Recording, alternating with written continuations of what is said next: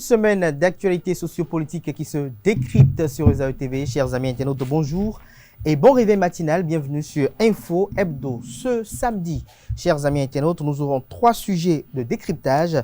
En premier lieu, nous parlerons de la lutte engagée par le préfet du département du Littoral, Alain Orunla. Cette lutte qui a été engagée contre le prosélytisme à Cotonou, une démarche de l'autorité préfectorale qui fait couler beaucoup d'encre et de salive. Nous en parlerons et nous décrypterons cette démarche avec les invités, notamment Georges Anagonou, Joseph Perzo Anago et bienvenue à Gbassagan. Nous parlerons également de la posture du Parti du Renouveau démocratique PRD avec son université de vacances qui s'est tenue le week-end dernier. Et nous parlerons en fin d'émission, si le temps nous permet, des plus de 4000 signatures qui ont été requises dans le cadre de la pétition lancée par Richard Boni Ouourou pour la libération de Joël Frédéric Aïvo et de Rekia Madougou. Comme je l'annonçais tantôt, je serai en compagnie de Georges Anagonou. Il est socio-anthropologue, analyste politique. Joseph Perzo Anago, qui est le directeur de publication du quotidien La Dépêche. Et bienvenue à Gbassagan, qui est journaliste au sein du groupe de presse Le Matinal. Avant de les retrouver, chers amis internautes, je vous invite à suivre cette pub de l'École supérieure d'administration, d'économie, de journalisme et des métiers de l'audiovisuel ESAE, laquelle pub vous présente les offres de réduction de scolarité pour la rentrée universitaire 2021-2022 à l'ESAE. Suivez cette pub et on se retrouve juste après pour le décryptage.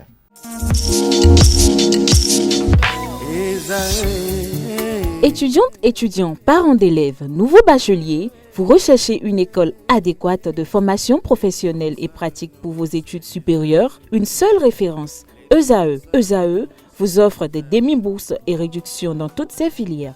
Waouh! Payez 300 000 au lieu de 550 000 en licence 1, 2 et 3 en journalisme, réalisation, sciences de gestion, administration des affaires, sciences économiques et sciences juridiques. En master 1 et 2, 670 000 en journalisme et 550 000 en sciences de gestion et administration des affaires au lieu de 1 070 000. Écoutez, pour les 100 premières inscriptions en administration générale et administration des finances, payez 450 000 au lieu de 550 000 pour la licence 1, 2 et 3. En master 1 et 2, payez 870 000 au lieu de 1 070 000. Alors, rendez-vous vite à ESAE pour la rentrée académique 2021-2022. Les deuxième et troisième années démarrent le 20 septembre 2021 et la première année le 11 octobre 2021. Informations et renseignements, ESAE Cotonou, 3e rue à droite en quittant le carrefour Jadot pour la BIBE Jéricho. Téléphone 96 80 55 11 ou 98 98 14 00 ou encore 90 93 65 21. ESAE, l'excellence à un an. Le décryptage de ce samedi, ce sera avec vous, Joseph Perzo Anago. Bonjour. Bonjour chers confrères, bonjour aux internautes de ESAE TV. Vous êtes face à Bienvenue à Gbassagan. Bonjour à vous. Bonjour Kader et bonjour aux amis Internautes, vous êtes à côté de Georges Anagonou. Bonjour à vous et merci d'être toujours des nôtres. Bonjour aux auditeurs, aux internautes de ESAE TV et bonjour à toute votre équipe. Alors, Georges Anagonou, je commence par vous, vous êtes socio-anthropologue. Vous avez suivi un peu cette actualité relative à cette lutte engagée par le préfet du département du Littoral. Il y a cela quelques jours, des filles avaient été arrêtées, après elles ont joui d'une relaxe auprès du juge. Après, le préfet s'est rendu encore dans les maisons de jouissance, si on peut le dire ainsi, pour également procéder à l'interpellation des uns des autres. Le préfet a affiché quand même une volonté d'en finir, d'en découdre avec le prosélytisme dans le littoral. Quelle appréciation vous en faites de cette démarche? Merci. Je dis d'entrée de jeu qu'il est du devoir et de la responsabilité d'un préfet de faire régner l'ordre et la sécurité sur le territoire dont il est responsable. Et donc, dans ce sens-là, je puisse comprendre que ce que le préfet est en train de faire, il est en train de chercher à mettre de l'ordre aux endroits où il pense, par exemple, les ghettos. J'ai appris dire il y a beaucoup de gens qui sont drogués dans le milieu, la drogue étant interdite, donc c'est normal que le préfet, s'il constate qu'il y a des endroits où les gens s'adonnent à cette activité-là, qu'il puisse aller. Donc, je me suis posé une question et quand j'ai écouté le préfet, la question reste encore, peut-être qu'il a essayé de répondre un peu, la question de savoir qu'est-ce que le préfet veut, qu'est-ce qu'il veut interdire. Il vient interdire la prostitution, c'est faux. Il ne peut pas l'interdire. Il ne peut pas l'interdire, il ne peut pas l'enrayer. Parce que moi j'ai entendu une interview qu'il a accordée à une radio où il est allé jusqu'à considérer la prostitution au génocide. Non, nous sommes intellectuels, sachons utiliser les mots. La prostitution existe dans toute société et on n'a jamais pensé que c'est un génocide. C'est pas possible de dire ça. C'est un métier déjà. C'est un métier pour certains. C'est un métier. C'est un métier. On dit, même si on ne savait pas dire, c'est le plus vieux métier du monde et c'est cela. C'est un métier qu'on n'a pas besoin d'aller à la pensée avant de l'exercer. Mais d'autres pensent que ce métier-là est plus accessible pour eux que d'autres. D'accord? Maintenant, dans tout métier aussi, il faut de l'organisation. Maintenant, j'ai entendu le préfet dire, nous allons fermer les maisons de tolérance. Il faut aller voir ce que la loi a dit. Est-ce qu'une maison de tolérance peut obtenir une autorisation de s'installer? À partir du moment où c'est installé officiellement, eh bien, on ne peut plus fermer cela. Mais je puisse comprendre avec ce que le préfet a dit qu'il y a une prolifération de ces maisons-là qui ne sont jamais autorisées, qui ne sont pas enregistrées quelque part. Là, le préfet, il a raison de pouvoir dire ces installations illégales, j'ai envie, je veux les fermer. Mais toujours est-il qu'il doit savoir que d'autres peuvent être autorisés, si même par exemple. Et l'autre chose encore, le proxénétisme, c'est son droit aussi de lutter contre les raquettes au bord de la voie. Et il est allé dire, j'ai entendu, il disait qu'il y a des gens qui placent les filles. Ça, c'est dans les grands pays que je sais que ça se passe. Je ne sais pas que ça se passe ici au Bénin aussi, où il y a des proxénètes qui placent les filles et qui reprennent l'argent que les filles doivent rapporter. Je ne sais pas si ça se passe, mais le préfet, il est bien informé. Si ça se passe, le service de renseignement, c'est son droit de faire la lutte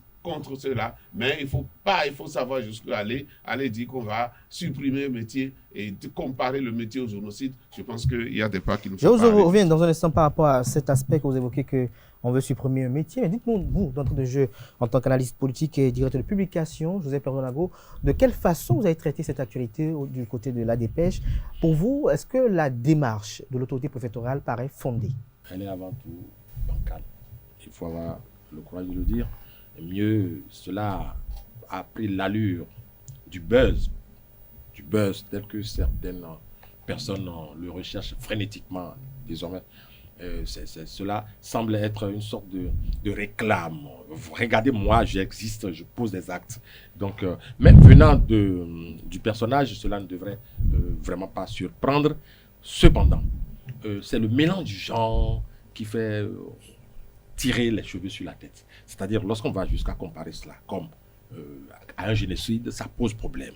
Lorsqu'on va jusqu'à dire que si jamais cette démarche qu'il a engagée n'est pas faite, tout le Bénin sera contaminé. Et là, je dis non. Non, tout le Bénin ne sera pas contaminé. Dans ce milieu, s'il s'agit véritablement de travailleuses de sexe, je pèse mes mots, s'il s'agit de travailleuses de sexe, ces personnes sont les mieux outillées, les mieux inspirées, les mieux informées que ne le seraient des étudiantes même en médecine à l'université. Oui, je pèse mes mots. Parce qu'elles sont encadrées. Je parle des travailleuses de sexe, elles sont encadrées par des structures appropriées, des ONG qui leur distribuent ou leur partagent les outils nécessaires à la réalisation de leur job, si je puis parler de façon aussi triviale. Et donc, lorsqu'on tombe pieds joints dans ce genre de débat et qu'on n'a pas les outils, les éléments d'appréciation nécessaires, on peut faire une grosse erreur et je pense que c'est ce qui est en train de se profiler. Et le préfet qui essaie de se rattraper, aujourd'hui, il se retrouve dans cette dialectique, demain, il change de dialectique. Je dis, est-ce qu'il s'était véritablement préparé avant de le faire? N'oubliez pas qu'une première fois, il a procédé à une rafle et puis, devant le juge, les mises en cause ou les personnes arrêtées ont été entièrement relâchées. C'est un désaveu. C'est-à-dire, il ne s'est pas préparé pour le faire. S'il s'est préparé, jamais pareille chose ne serait arrivée. Mais mieux, il repart encore. Et donc, moi, j'ai compris finalement que le préfet voudrait qu'on parle de lui tous les jours. Pourtant, Cotonou a des problèmes à résoudre. Cotonou vit un certain nombre de préoccupations qui attendent d'être abordées. Et donc, moi, je dis, c'est une recherche effrénée du buzz, mais entachée de mélange du genre. Alors, bienvenue à Ouassaka. Vous avez suivi tout à l'heure l'argumentaire de Georges Anagonou. Vous avez suivi également ce qu'en pense Joseph Perdonago. Mais vous, dites-nous, comment vous pouvez expliquer la démarche du préfet? Le préfet, c'est vrai, il y a Georges Anagonou qui a précisé tout à l'heure qu'il est dans son rôle, il faudrait le dire. Seulement que son rôle qui vise donc à assainir le territoire sur lequel il règne, c'est très clair en la matière. Mais quand un rôle sort du terrain de la légalité, parce qu'on va sur le terrain de la loi pénale, il faudrait préciser. Et aller en rôle là en tant qu'avocat, qui a une certaine réputation, il faudrait préciser, je ne veux pas dire une réputation certaine, il faudrait que cette démarcation-là soit faite, ne devrait pas en réalité se mettre dans ce que Perzo Anago appelle mélange du genre. Parce que les terminologies qui sont utilisées au départ, on nous parlait d'atteinte aux bonnes mœurs. On nous parle après de prosélytisme. Et on débouche sur la prostitution. Il y a une confusion engagée ou terminologique en la matière que moi, en tant que journaliste, quand j'écoute un avocat de son rang sur cette question, vous êtes confus. Vraiment confus.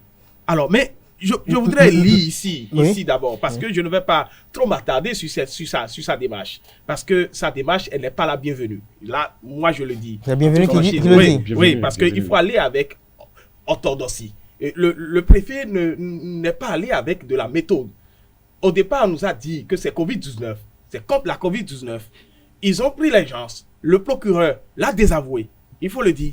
Mais cela devait déjà servir de compas gyroscopique au préfet pour ne pas continuer dans ces actes-là. Je vais lire le code pénal. Permettez-moi de le lire. L'article 560 dit ceci. Est puni des peines prévues, en tout cas à l'article 556 du présent code pénal, tout individu qui détient directement ou par personne interposée, gère, dirige, fait fonctionner, finance ou contribue à financer un établissement de prostitution. Premier élément, je vais l'expliquer tout à l'heure. Deuxième élément qu'il faut comprendre, tout individu qui détenant, gérant, faisant fonctionner, finançant, contribuant à financer un hôtel, une maison meublée, une pension ou un débit de boissons, un restaurant, un club, etc., un dancing, un lieu de spectacle ou lieu annexe ou lieu quelconque ouvert au public ou utilisé par le public accepte ou tolère habituellement qu'une ou plusieurs personnes se livrent à la prostitution à l'intérieur de l'établissement ou dans ses annexes ou y recherchant les clients en vue de la prostitution. Ne dites pas que c'est non, c'est parce qu'on veut expliquer des choses à nos télé-internautes. Et donc, troisième point, tout individu qui assiste les individus visés au point 1 et au point 2, ci-dessus cités, c'est-à-dire, voilà, de ces gens-là que parle le texte. Et donc,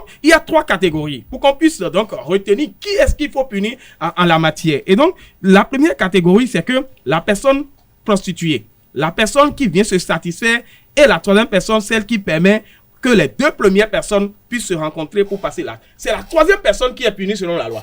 Et donc, c'est ceux qui mettent les locales à disposition pour qu'on puisse donc aller à ces actes-là qui sont punis par la loi. Et donc, ce ne sont pas les prostituées. Et donc, quand on va parler même d'atteinte aux bonnes mœurs, c'est lorsqu'un mineur se livre à la prostitution ou bien quelqu'un contribue à ce qu'un mineur se livre à la prostitution qu'on parlera d'atteinte aux bonnes mœurs. Je ne sais pas si c'est moi, de ma position de journaliste, qui suis dans une confusion terrible, je ne sais pas. Et donc, j'émets toute réserve, mais c'est ce que le code a dit. Et donc, c'est pour ça que je n'ai pas du tout compris la démarche, je n'ai pas du tout apprécié la démarche, il faudra le dire. On pouvait mener la lutte autrement, mais de cette façon, il y a des choses à revoir. Il y a des choses à revoir, mais Georges Anagonou, lorsque vous dites tout à l'heure que on veut supprimer un métier, pour vous, la prostitution, c'est un métier. Ah oui, bien sûr, le plus vieux du monde. La prostitution, un métier, c'est le plus vieux métier du monde. Et les travailleuses du sexe, il faut dire ça. Et c'est ça qui leur permet même de se mettre en syndicat. Et Joseph Kedo a dit quelque chose, c'est pas un groupe, une couche négligeable dans la société, parce qu'on sait que ça peut servir tout le monde. Ça peut servir tout le monde. Tout homme. Et ça qui fait que les organisations non gouvernementales se sont données comme mission de se rapprocher de ces travailleuses-là, de les éduquer, de leur dire comment est-ce qu'elles doivent se comporter pour qu'elles ne constituent pas un danger de propagation de virus. Et moi, je voudrais revenir sur ce que Bienvenue a lu tout à l'heure par rapport au code pénal pour dire, c'est pour ça que dans beaucoup de pays, on lutte contre les proxénètes. on lutte contre les proxénètes. Parce que c'est eux qui organisent. Et moi, j'ai dit, si vous voyez en train de faire rafle, ce que la police veut, c'est pour atteindre les proxénètes. C'est pas les filles, forcément, qui sont au bord de la voie. Parfois, on peut parler de raquettes. Mais lorsque Georges Anagono prend sa voiture et circule dans la ville de Cotonou et qu'il aperçoit des filles vêtues comme on le voit généralement, est-ce que ça ne vous pose pas un choc psychologique? Ouais, en fait, ce qui n'est pas... Ou ça vous paraît agréable à la vue? Ce qui n'est pas agréable pour vous à voir est peut-être agréable pour moi. C'est là où on dit en philosophie que la morale se moque de la morale. Ce qui n'est pas agréable pour vous. Maintenant, ce que nous appelons les mœurs, atteinte au truc là, comme il a dit, on peut dire au niveau des enfants. Mais une personne responsable, 18 ans, oui, qui pense que, eh bien, je n'ai pas de l'argent, mais je peux utiliser cet organe-là que Dieu m'a donné pour trouver de l'argent, elle devient travailleuse du sexe. D'accord? Ce que j'ai dit, le préfet a le droit d'organiser l'occupation de l'espace public. C'est très clair. On est d'accord? Il peut dire, je ne veux plus voir les gens, les filles se positionner au stade de l'amitié pour chercher des clients. Voilà.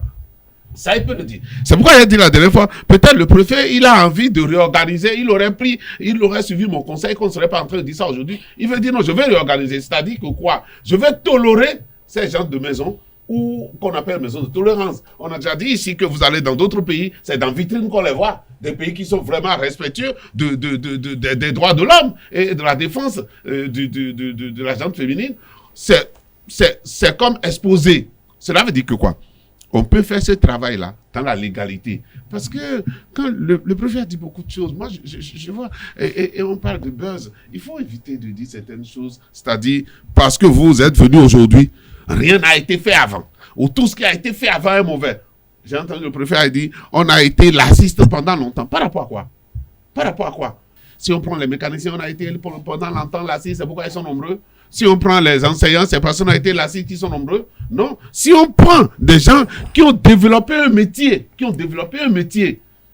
et qui les aident, tout ce que l'État a fait, c'est de réorganiser ce métier-là. C'est pourquoi moi j'ai dit, le préfet même, moi je lui donne une idée, je lui redonne encore. Il peut créer des tasses et laisser l'occupation de l'espace. C'est-à-dire que si vous êtes au stade de l'amitié et que votre espace, on vous donne 2 mètres carrés, vous restez dedans, c'est là où les clients viennent et le gars il passe la nuit pour prendre les tasses.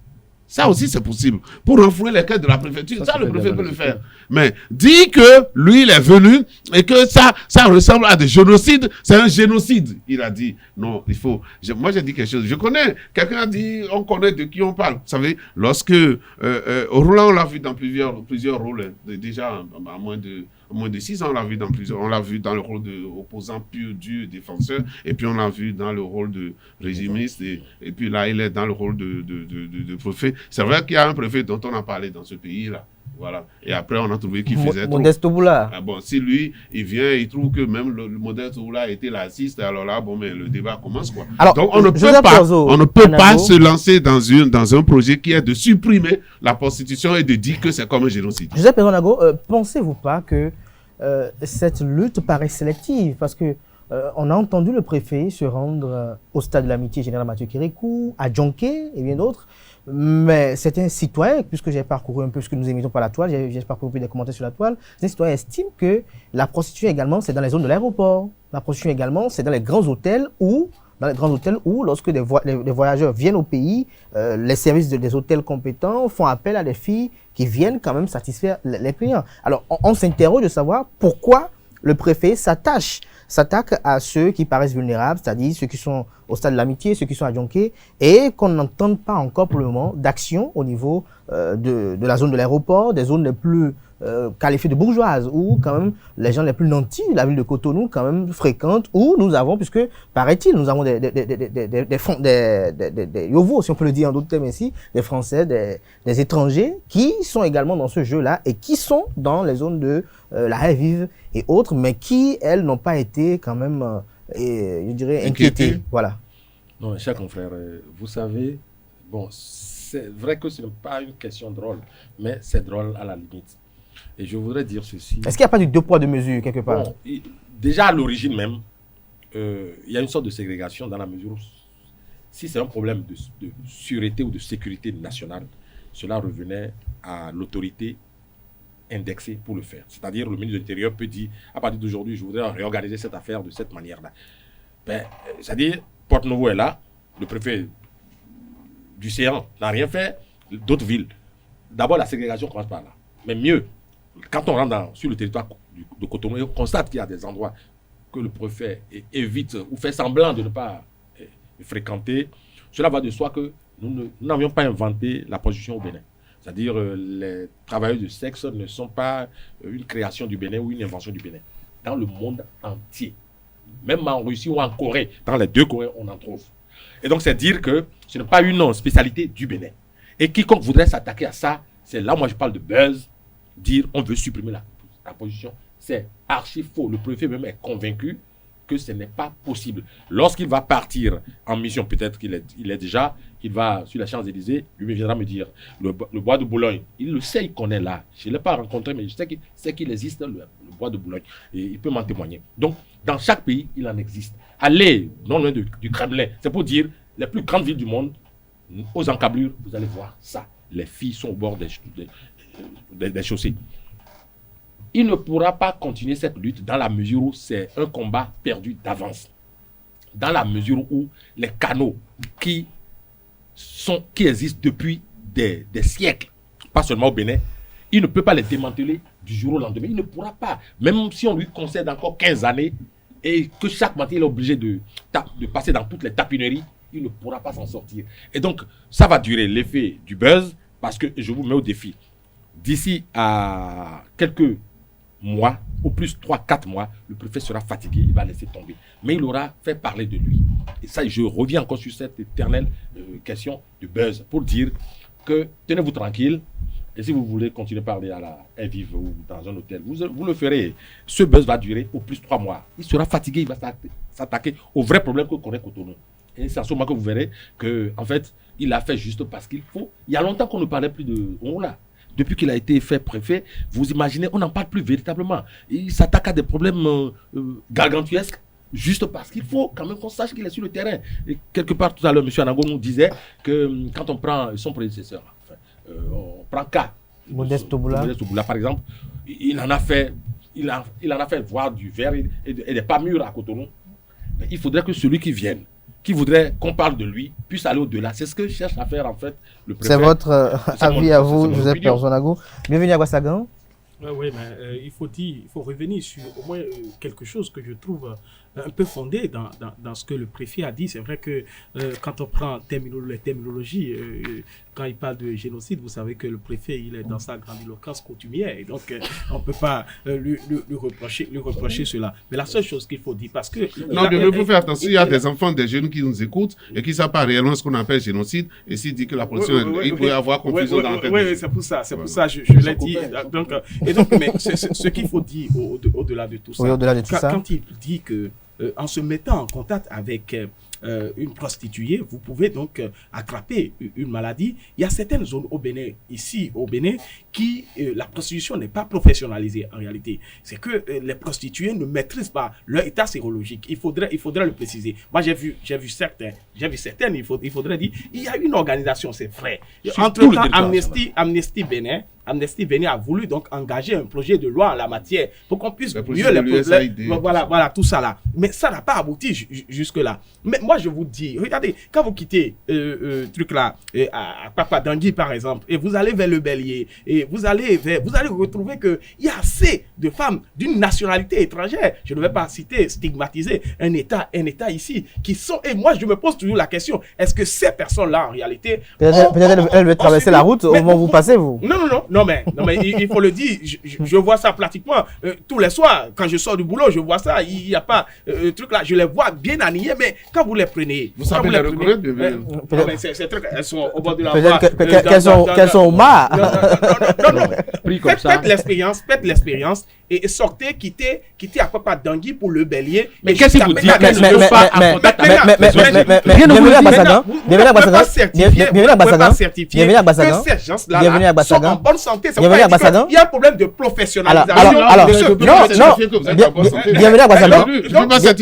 Lorsque vous le dites ainsi, si le préfet s'en prend à celles qui sont sur l'avenue dont vous parlez, on peut comprendre. Mais lorsqu'on parle du quartier de Djonké, depuis que moi, par exemple, j'ai vu le jour, ce quartier-là est réputé comme un quartier...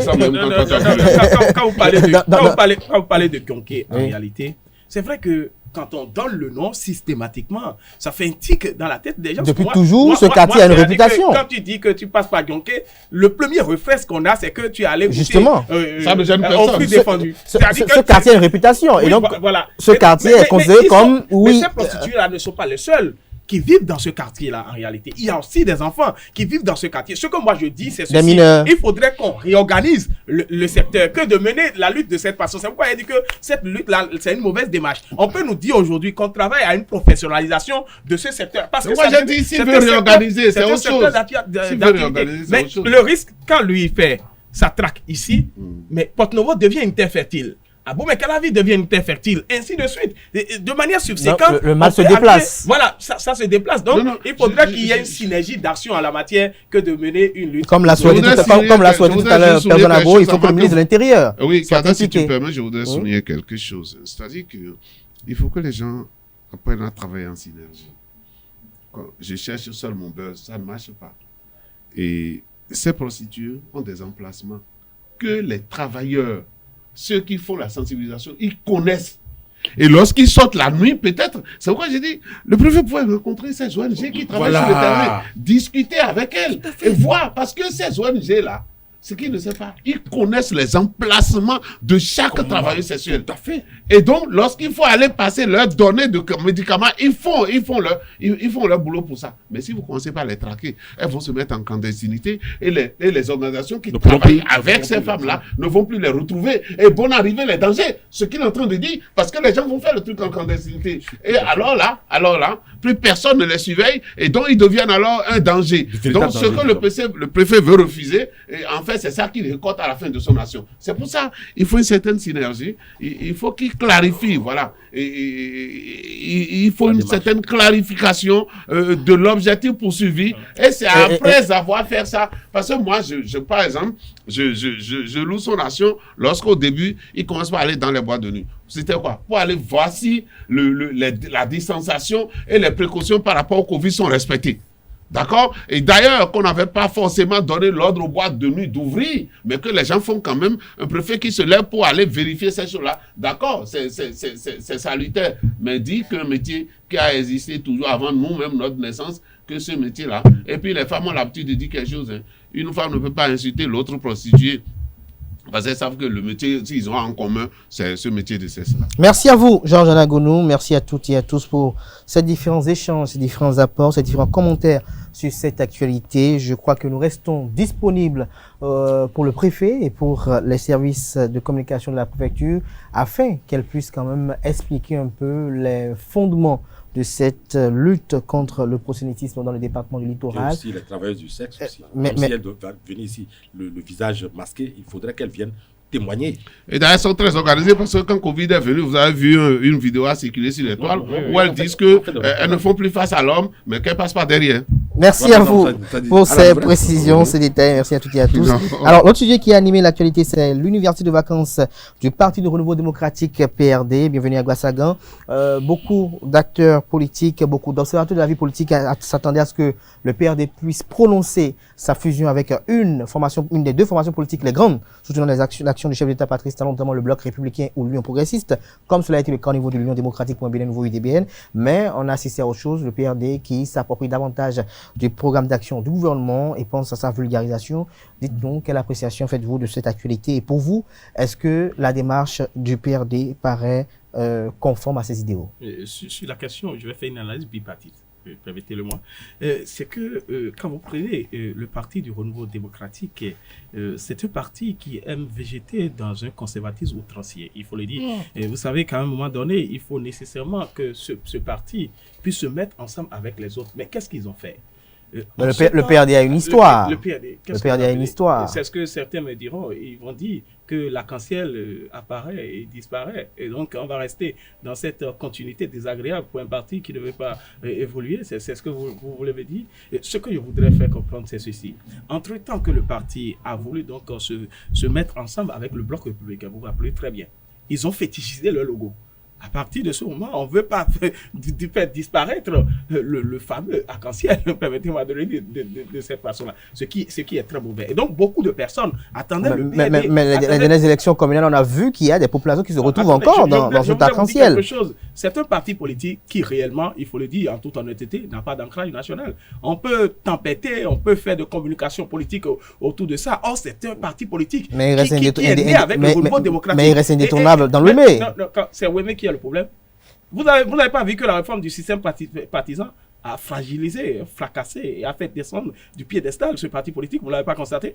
Et que le parti du renouveau démocratique aujourd'hui n'a plus rien à vendre à quelqu'un. Quand on parle de remontada, chanter, adorer, vénérer. Ce qui s'est passé dans le mai, est-ce que c'est l'une des prouesses de... Attendez, je n'ai pas fini. Oui. Mais ce qu'il faudrait dire en parlant du rehaussement social du gouvernement, oui, c'est les membres du gouvernement qui sont venus présenter cela. Vous n'avez pas remarqué que le PRD a essayé donc de se trouver un chapeau ou bien de se trouver refuge et derrière les membres du gouvernement parce qu'eux, ils ont choisi le sujet, et pour qu'on ne les critique pas pour dire on vous attendait sur le problème de fusion, eux ils ont pu mettre, c'est-à-dire associer les gens du gouvernement pour qu'ils viennent développer. Après ils vont dire ce n'est pas nous qui avons développé et que ce sont les membres du gouvernement qui ont développé, donc on ne porte aucune responsabilité. L'université de vacances c'est pas un congrès, c'est ce qu'ils vous diront, et qu'on ne va pas aborder les questions de fusion, mais c'est une fuite, il faut le dire, c'est une fuite que le PRD est en train d'orchestrer de cette manière-là. Alors Joseph Perzo-Anago, pensez-vous véritablement que le PRD doit fusionner avec une autre formation politique pour jouir d'un ancrage national? Chers confrères, vous connaissez ma réponse. Hein. Non, je ne suis pas dans votre tête. C'est de la provocation. Vous savez que je ne suis pas pour que le PRD se phagocyte. Je ne suis pas pour que d'autres partis politiques qui ont leur vision, leur perspective, autre que l'ensemble de la mouvance. Parce que quand on dit les deux blocs de la mouvance, ça revient au même. C'est-à-dire c'est le même parti. Et je suis tenté de dire le parti unique vers lequel on voudrait obliger les populations béninoises n'est pas une bonne chose. Parce que tôt ou tard, il y aura une déflagration. Autant s'éviter cet accident. Le PRD a marqué depuis toujours son autonomie pour un parti politique.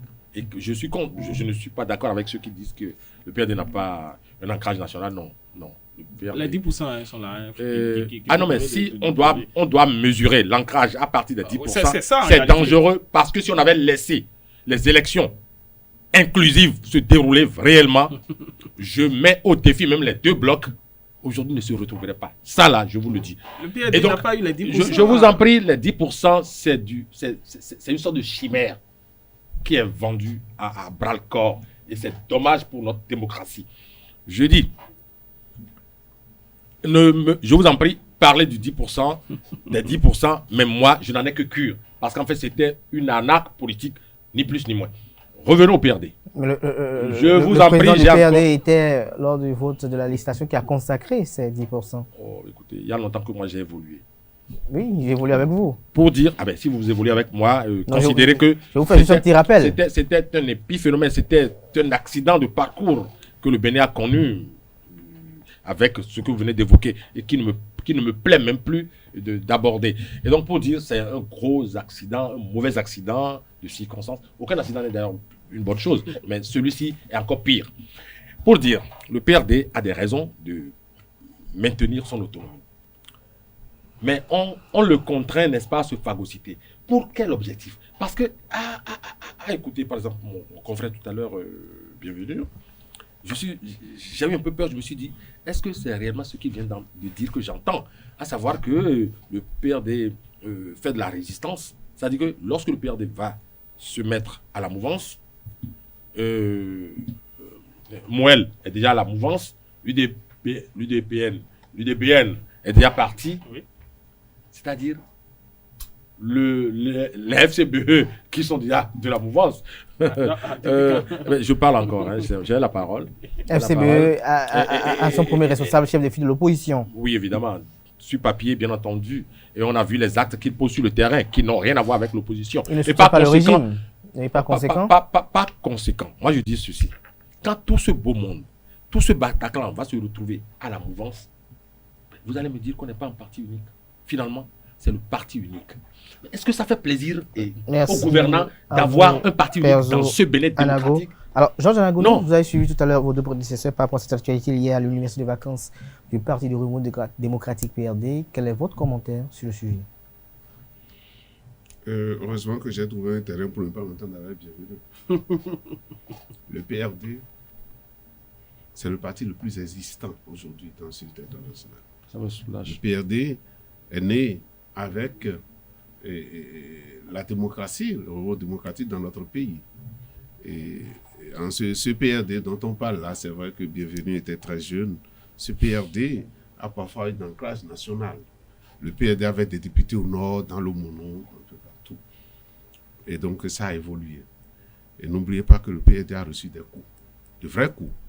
On a débauché les cadres, on a fait ceci pour que le parti n'existe pas. Vous savez, ce qui s'est passé dans l'UEME, n'est pas un exemple réluisant pour la réforme du système partisan.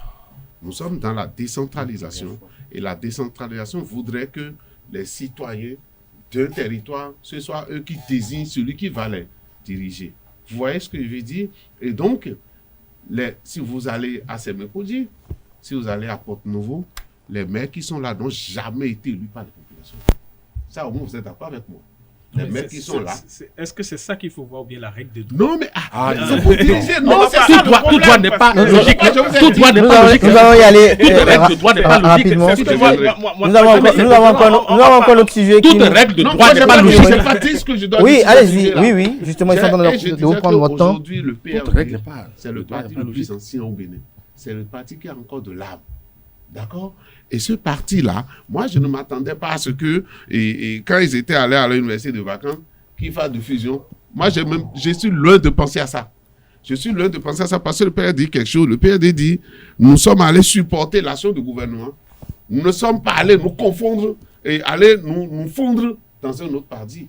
Et ça, ce n'est pas au PRD qu'on va enseigner ça. Donc, la lutte du PRD aujourd'hui, c'est tout faire pour avoir alors finalement les 10% national. Parce que si vous regardez en fait, le PRD, est-ce que FCB est plus ancré d'aujourd'hui?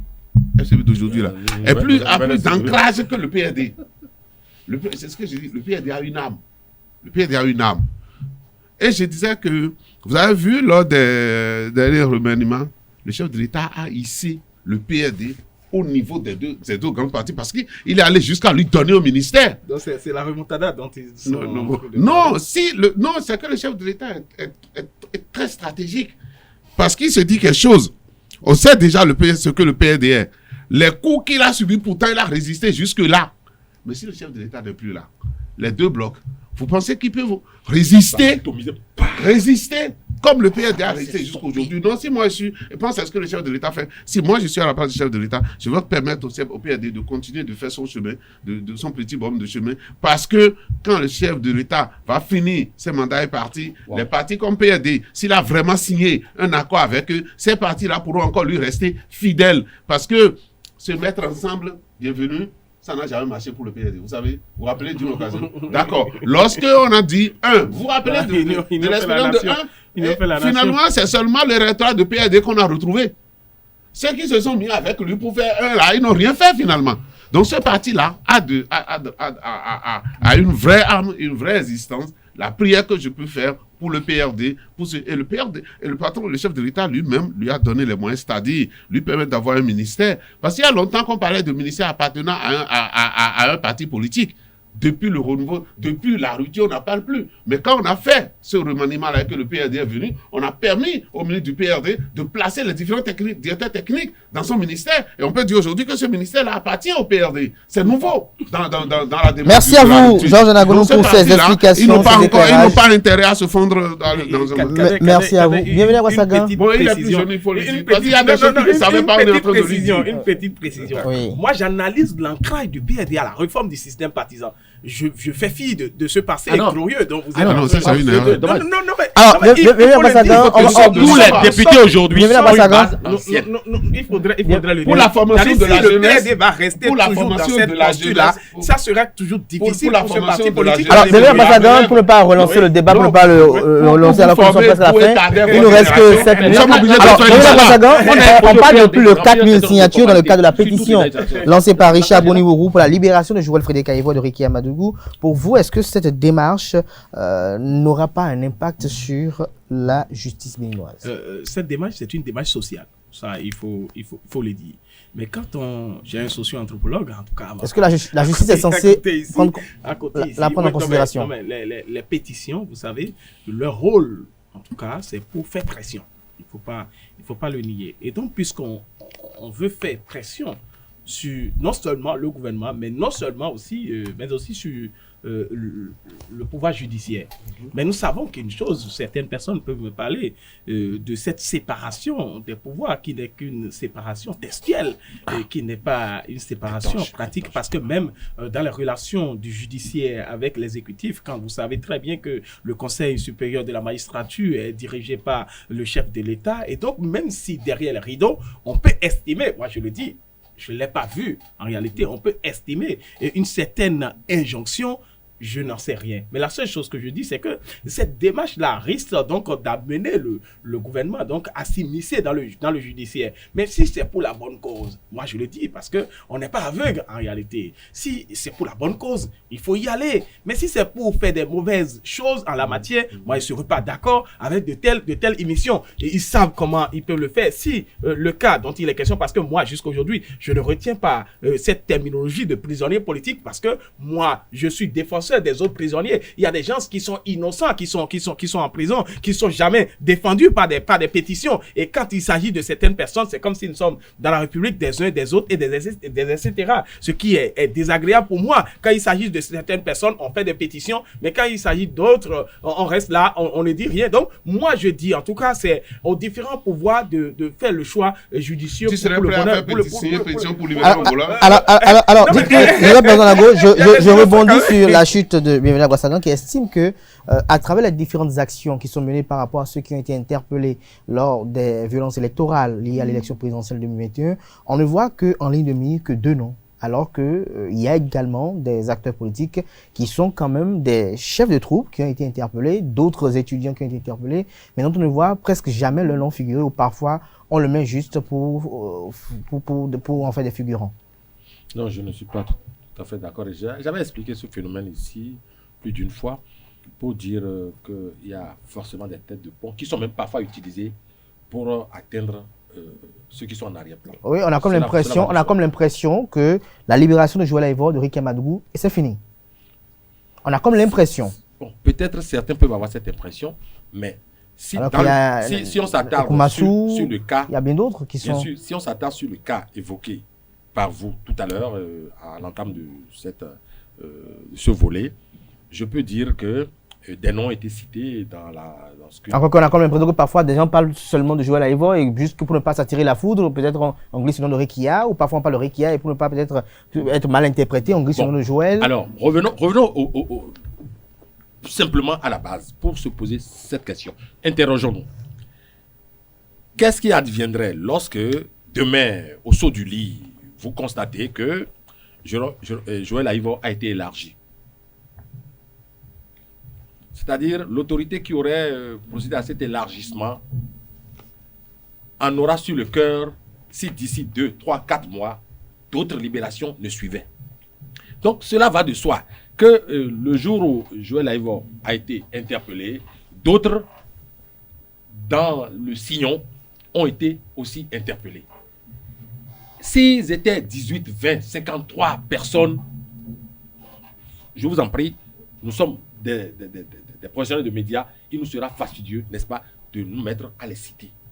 Il sera fastidieux de nous mettre à les citer. Encore que certains même n'arrivent pas à écrire correctement le nom de Joël Aïvo. Ce n'est pas parce que cela manque de connaissances. Mais donc, vous arrivez déjà à écrire Joël Aïvo et consorts. Les 59 autres personnes qui auraient été embastillées avec Joël Aïvo vont peut-être recouvrer leur liberté. Donc, je dis, Et ne nous attardons pas sur ce détail en disant... Bon, et j'ai entendu tout à l'heure dire qu'il y a d'autres prisonniers qui, pour des faits autres que ceux évoqués ici tout à l'heure, sont en prison, qui croupissent et tout. Moi, pour la petite histoire, moi j'ai signé des pétitions, j'allais dire, ces derniers jours, pour le malheureux cas qui s'est produit à Parakou, où un homme a été... Bon, est-ce que vous allez me dire que c'est parce que c'est un homme politique? Non. Il faudrait qu'au sein de la société, quelqu'un se lève. Non, justement, juste qu'on a comme l'impression que dès que des gens sont interpellés pour des faits qualifiés de politiques, eux, ils reçoivent tout de suite une certaine approbation, un certain soutien, alors qu'il y a d'autres parfois qui croupissent derrière les prisons, parfois à tort. Il y a qu'à lire les médias pour dire que ce n'est pas évident. Ce n'est pas vrai ce que vous dites, mon cher confrère. Il y a qu'à lire les médias pour voir. Peut-être qu'il y a des faits qui passent inaperçus. Mais c'est la dynamique de la communication. Il y a des gens qui sont en prison, il y a des gens, même des dames dont on a saisi les biens, et que la presse ressasse. Parce que quelqu'un s'est levé pour aller se confier à la presse pour dire, voilà, ma tante a été abusivement arrêtée, on lui a pris ses biens. Et puis, le journal qui estime que les éléments sont importants, publie. Merci à vous. Je ne partage pas cet avis-là. Joseph Perzo Anago, Georges Anagounou, votre opinion sur cette pétition lancée par Richard Bonimouro, qui a déjà recueilli plus de 4000 signatures. Une pétition n'a de valeur que lorsqu'elle a été signée par beaucoup de personnes. On en dénombre 4000. Voilà. Non, je dis beaucoup de personnes. Et pourquoi cherche-t-on à ce qu'il y ait beaucoup de personnes qui signent la pétition? C'est pour dire au pouvoir central, nous sommes nombreux à vouloir que vous alliez dans tel sens. En fait, c'est ce que Bienvenue appelle pression sur le pouvoir. Oui, c'est vrai, c'est une certaine pression, mais c'est une demande de la rue. C'est une demande, je pense qu'il y a eu deux différentes initiatives. Il y a une initiative avec lettre et joint à votre acte de naissance et votre pièce d'identité et tout pour aller montrer au chef de l'État que réellement, voilà 1500 qui ont envoyé un courrier au chef de l'État pour demander de libérer. Donc, prendre des initiatives de pétition, moi, je pense que ce n'est pas une mauvaise initiative. Lorsqu'on le voit, tel que vous le décrivez, est-ce que ça ne donne pas l'impression de ce que c'est le chef d'État qui les a arrêtés, donc c'est à lui de les libérer? Ça, c'est encore un autre débat. C'est un autre front du débat. Moi, j'ai déjà dit sur le plateau que ce qui est arrivé pour la libération de certains leaders, c'est que les avocats ont fait un bon boulot, le juge a fait un bon discernement, ça a permis de faire une requalification des faits. C'est ça que moi je retiens. Est-ce que c'est le chef de l'État? Il a dit qu'il peut y avoir des jonctions. D'ailleurs, c'est un juriste et il dit que la jonction existe. Nous parlerons en face pour sauver la peau. Il dit oui, séparation des pouvoirs, il n'y a pas... Oui, pour une démocratie mieux. Nous, on est jeunes, on a que tenté. Pour une démocratie mieux, oui, il arrive souvent que dans ces grands pays, vous voyez vraiment un clivage entre les politiques et la judiciaire. Et je dis, celui qui protège contre la faute du politique dans une société, c'est le juge. C'est le juge qui peut l'arrêter. Vous avez vu les magistrats français, ils ont porté plainte tout de suite contre leur ministre pour dire qu'il a fait abus de pouvoir. Vous voyez ce que je veux dire? Donc, prendre l'initiative de pétition, c'est bien. Parce que ça permet de montrer à l'autorité que beaucoup veulent qu'on aille dans ce sens-là. Et comme il a dit, si ça peut permettre de faire évoluer le dossier, ça permettra de faire évoluer le dossier.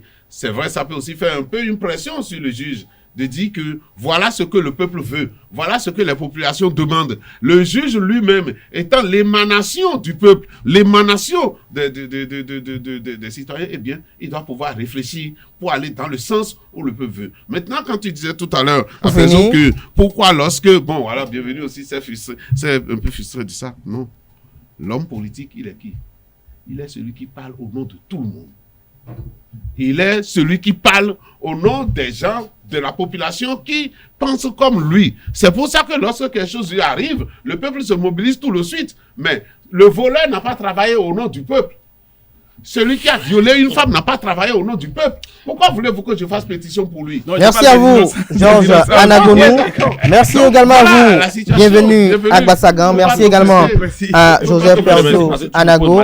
Je rappelle que Georges Anagounou est socio-anthropologue, analyste politique. Bienvenue à Gbassagan, qui était à sa droite, est analyste politique également, journaliste au sein du groupe de presse Le Matinal. Il était face à Joseph Perzonago, qui est directeur de publication du quotidien La Dépêche. Chers amis internautes, c'était Info Hebdo de ce samedi. Merci à toutes et à tous pour l'attention. On se retrouve demain dimanche pour l'invité avec Maître Abraham Dinokoui. Portez-vous bien et passez une bonne suite de programmes sur ESAE TV.